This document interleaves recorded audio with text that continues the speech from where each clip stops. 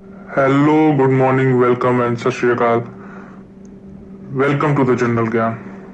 तो दोस्तों, आज आपका टॉपिक है Keshavananda Bharati versus state of Kerala, जो इंडिया का सबसे लॉन्गेस्ट केस चलने वाला है। तो मैं आज आपको 5 मिनट का ऐसा रिव्यू दूंगा कि आप इसके बारे में आपको कोई डाउट नहीं रहेगा और आप क्लियरली इसको बता सकेंगे। ओके, तो लेट्स स्टार्ट। हाँ तो गाइस, जैसा मैंने आपको बोला था कि ये लॉन्गेस्ट केस है 68 डेज का। 68 डेज इसकी हायरिंग चली थी एंड 17 प्लस कॉन्स्टिट्यूशन जो थे वो कंपेयर किए गए थे। एंड आपको जान के हैरानी होगी, इसके जो पेजेस मतलब जो जजमेंट आते हैं तो वो सीट्स वाइज आते हैं, उसमें लिखा होता है, तो वो 703 पेजेस की जजमेंट थे इसकी। ओके, एंड मैंने ये क्या बनाया है आपको पता चलेगा। जैसे क्या हुआ था कि जब हमारे भारत का कॉन्स्टिट्यूशन बना था तो उस समय उसके पहले लोगों को पता नहीं था अपना राइट्स की इक्वालिटी क्या होती है एंड ऑल थिंग, क्योंकि हम लोग के वहाँ चलता था क्या कि मतलब हम लोग के वहाँ राजघराने वाला प्रथा चलता था एंड उसके बाद अंग्रेज, मुगल, ये सारी चीजें लोगों की अपनी इक्वालिटी नहीं पा रहे थे। जब कॉन्स्टिट्यूशन बना तो लोगों को मिला क्या, फंडामेंटल राइट्स। ओके, और ये फंडामेंटल राइट्स लोगों के जीवन में जैसे क्या बदलाव आया, उसी का ये केस है, उसी के अकॉर्डिंग ये केस है। तो हुआ यूं कि जब कॉन्स्टिट्यूशन आया सबको इक्वालिटी अपनी पता चली कि हमारे फंडामेंटल राइट्स क्या हैं, हमारी जरूरतें, हमारे right to speech, right to expression, ये सारी चीजें उनको पता चली। बट इसका जो चीजें थी उस हिसाब से ग्राउंड लेवल पे इम्प्लीमेंट नहीं हो पा रही थी। तभी भी वहां पे zamindari system, land ownership, tenancy laws चल ही रहे थे। तो इन सबों को रोकने के लिए केरला ने एक लैंड रिफॉर्म एक्ट लेके आया था 1963 में। ओके, और इसका जो प्रभाव पड़ा वो इस पूरे केस की जड़ है। ओके, और मैंने ये फिगर क्यों बनाया आपको बताऊंगा। ये रिसोर्सेज है। ओके, उस टाइम क्या होता था कि एक 99% चुनिंदा लोग होते थे, 99% चुनिंदा लोग जो उन्हीं के पास सारे भारत के रिसोर्सेज हुआ करते थे और जो जरूरतमंद थे उनके पास कुछ नहीं हुआ करता था। तो जब केरला लैंड रिफॉर्म एक्ट 1963 आया तो इससे हुआ यूं कि जो जमींदार बहुत सारी जमीनें ओन करते थे उन पे रेस्ट्रिक्शन लगा, उन पे लिमिट लगी। ओके, ऐसे ही केरला का एक डिस्ट्रिक्ट था, कसूरगढ़ डिस्ट्रिक्ट। ओके, वहां एबनीर मठ था। वो सोशल रिफॉर्म टाइप की सामाजिक सेवाएं करते थे।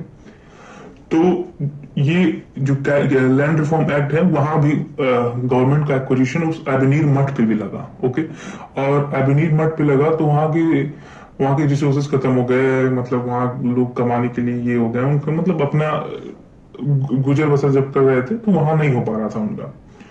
तो वहीं के हेड थे आपकी केशवानंद भारती।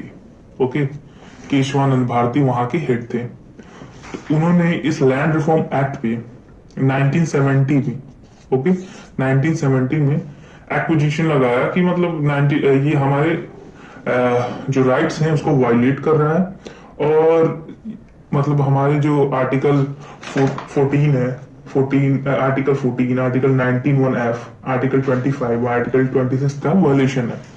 तो इसके अगेंस्ट उन्होंने फंडामेंटल राइट्स लगा के, देखिए फंडामेंटल राइट्स क्या चीजें हैं, ये सारी चीजें इसी में है कि फंडामेंटल राइट्स अगेंस्ट भी लग सकता है और वो अपना लगा के आर्टिकल 14 में सरकार को ही घेर लिए। ओके, स्टेट गवर्नमेंट को ही घेर लिया उसमें, आर्टिकल 19(1)(f), आर्टिकल 25, आर्टिकल 26 का, और उन्होंने अपने लिए इनका जो सुप्रीम कोर्ट में इनकी जो PIL डाला था उनका नाम था नाना भाई पालेकर। ओके, ये थे सुप्रीम के लीडर। ओके, इनके वकील जो बोलते हैं हम लोग, जो हायरिंग के लिए जाते हैं, इन्हीं को उन्होंने लगाया हुआ था। तो 1970 में जब वो लैंड रिफॉर्म एक्ट पे उन्होंने एक्विजिशन लगाया और उसको PIL दर्ज किया तो उसमें उन्होंने 2 क्वेश्चन पूछे थे। ओके, कि पार्लियामेंट के पास कितनी पावर है, कि क्या पार्लियामेंट के पास पावर है कि वो फंडामेंटल राइट्स को वायलेट कर सकते हैं, उसको चेंज करते हैं कॉन्स्टिट्यूशन में, और अगर है तो किस लिमिट तक कर सकते हैं, किस लिमिट तक एक्सटेंड कर सकते हैं, उनका कोई लिमिट है या नहीं। ओके, तो इसी सब चीज में ऐसे इसी जब कॉन्स्टिट्यूशन में बहुत सारी बदलाव हुई कॉन्स्टिट्यूशन में, तो समय समय पे बदलाव हुआ। आपको पता होगा कि आर्टिकल 360 अनुमति देता है पार्लियामेंट को अनुमति देता है कि वो कॉन्स्टिट्यूशन में अमेंडमेंट कर सकते हैं। ओके, इस पावर का यूज पार्लियामेंट खुल के करती है। ओके, पार्लियामेंट खुल के करती है क्योंकि उनके भी अपने वो है कि अगर बोलते हैं कि अगर हमें किसी भी राज्य में या किसी भी उसमें अगर हम लोग को सोशल और इकोनॉमिकल कंडीशन सुधारनी है तो हमें ये सारी चीजें करनी पड़ेंगी, नहीं तो दखल अंदाजी होगी तो सही वो सारी चीजें अच्छे से इम्प्लीमेंट नहीं हो पाएंगी। ओके, तो आर्टिकल 368 का उनका ये बयान है कि उन्होंने ये बोला ओके। एंड उस टाइम दो पावर जो सोर्सेज थी उस टाइम की वो क्लैश कर रही थी। अब वो पावर सोर्सेज कौन थी?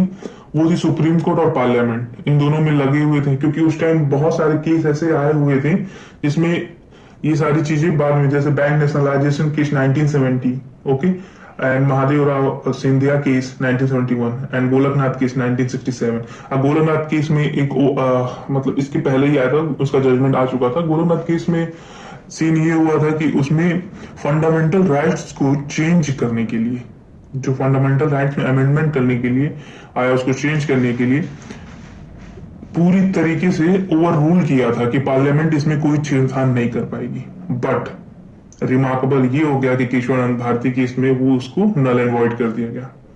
अब हुआ कि जब उनकी दलीलें पार्लियामेंट में स्टेट गवर्नमेंट की दलीलें जब सुनी गई तो उसमें उस चीजों को ओवर रूल कर दिया गया एंड उन्होंने हक दिया कि वो कर सकते हैं। ओके, वो चेंज कर सकते हैं, बट व्हाट लिमिट, मैं आपको अभी आगे बताऊंगा कि उसमें लिमिट क्या लगाई उन्होंने। रेस्ट्रिक्शन पावर पे लगाई थी, इम्यूनिटी पावर पे, बट ये सारी चीजें हुई नहीं थी।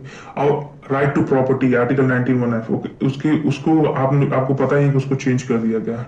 ओके, वो फंडामेंटल राइट्स नहीं होता। और वो ये उसी समय हुआ था कि आर्टिकल जो राइट टू प्रॉपर्टी है वो उसको वो कर दिया गया था। इसका जो लार्जेस्ट बेंच थी 13 जजेस की, जब इस केस का जजमेंट आया, अब वो जजमेंट 13 बेंच जजेस की थी। ओके, और 7.6 की मेजोरिटी में आई थी।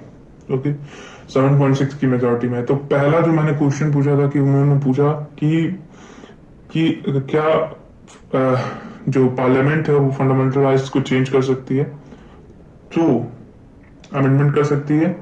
तो जो सुप्रीम कोर्ट है उन्होंने कहा यस, कर सकती है।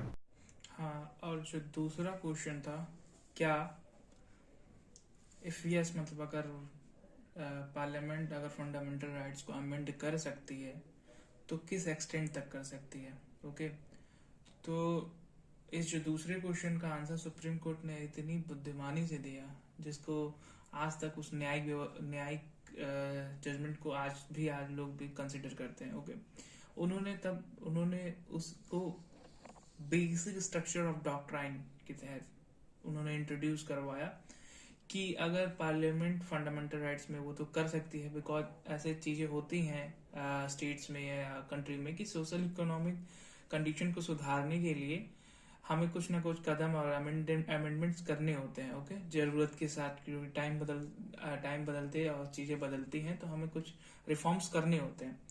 तो पार्लियामेंट को वो राइट तो दिया गया, बट उन्होंने व्हाट एक्सटेंट, तो उनको बोला गया, सुप्रीम कोर्ट ने उन्हें बोला बेसिक स्ट्रक्चर ऑफ डॉक्ट्राइन से कि कभी भी हिस्ट्री में कभी भी जो पार्लियामेंट है वो जो बेसिक फीचर है कॉन्स्टिट्यूशन की, ओके, बेसिक फीचर है कॉन्स्टिट्यूशन के, उसको कभी भी छेड़खानी नहीं करेगी। ओके, ये एक रिमार्केबल डिसीजन था सुप्रीम कोर्ट का।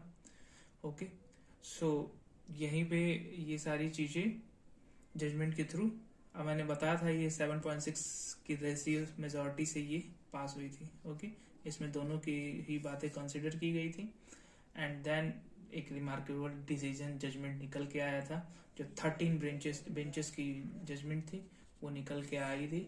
Okay, so here is the video and next अगर आपको कोई भी देखनी हो, मतलब कुछ भी अगर हिस्ट्री एंड पॉलिटिक्स के बारे में कुछ भी मतलब पास्ट का जानना हो एंड उस टॉपिक पे आपको कुछ नॉलेज चाहिए हो तो प्लीज कमेंट करिए मुझे नीचे, मैं आपको उसका डिटेल एक शॉर्ट वीडियो दूंगा जिससे आप उस चीजों को समझ भी सकते हैं और किसी को भी समझा भी सकते हैं। Okay, so have a nice day, good, thank you, and ऐसे ही देखते रहिए मेरी वीडियो, सब्सक्राइब करिए, एंड सब्सक्राइब कर लेंगे तो जब भी मैं वीडियो डालूंगा आप पे पिंग करेगा, एंड बेल आइकन भी दबा दीजिए। Okay, thank you.